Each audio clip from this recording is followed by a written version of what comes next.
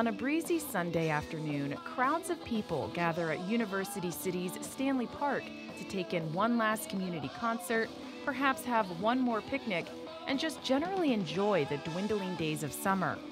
University City sits in San Diego's first council district, and voters at the park on this day are smart to take a moment to enjoy the sun.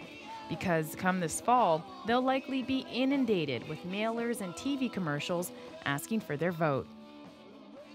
Council District 1 spans San Diego's picturesque coast from La Jolla up to Torrey Pines and inland to Rancho Penasquitos. And this sprawling district will determine the political leanings of the San Diego City Council. Let's go, Sherri!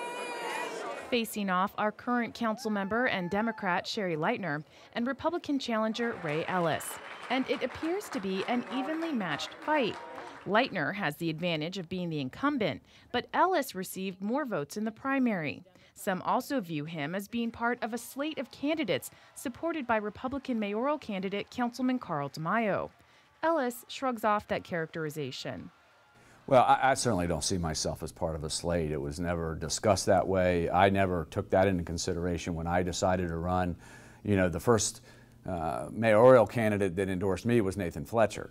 Carl came in and endorsed me later on. Beginning next year, there will be 9 city council seats. 8 of those seats are already filled, 4 are Democrats and 4 are Republicans. District 1 is the only one still in limbo and will determine whether Republicans or Democrats control the council. Despite that, Ellis insists he doesn't want to get involved in partisan rhetoric, and he says he wouldn't come at the job from a political slant.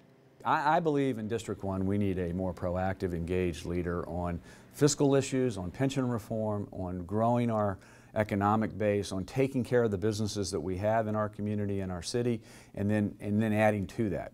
Lightner also says she doesn't see the office as being highly political.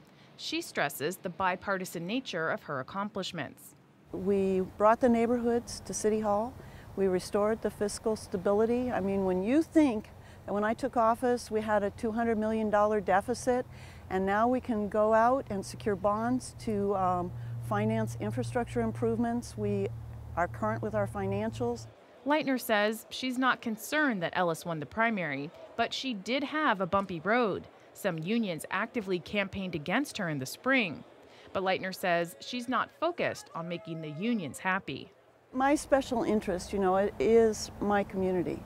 And so some of the positions I take do not hold sway with some of the bigger power interests in town. And so I do expect some repercussions. But then again, my community is very important.